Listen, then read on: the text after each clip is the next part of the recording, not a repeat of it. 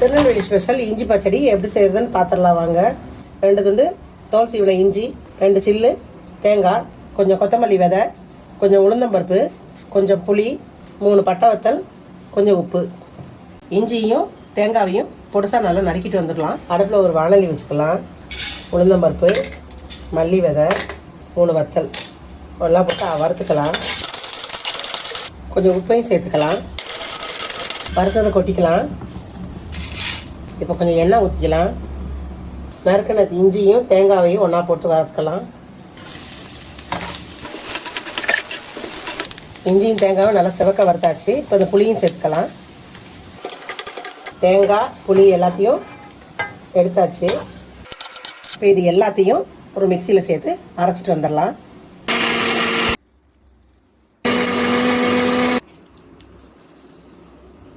இப்போ இதுக்கு ஒரு தாளிப்பு கொடுத்துக்கலாம். எண்ணெய் ஊற்றிக்கலாம். 1 டீஸ்பூன் கடுகு உளுந்தம்பருப்பு போட்டுக்கலாம். கடுகு பொரிஞ்சிச்சு, கருவேப்பிலை போட்டுக்கலாம். இஞ்சி பச்சடி தயாராகிடுச்சு. இட்லிக்கு, தயிர் சாதத்துக்கு, சாம்பார் சாதம், பருப்பு சாதம் எல்லாத்துக்கும் சேர்த்து சாப்பிட்றதுக்கு ரொம்ப நல்லாயிருக்கும்.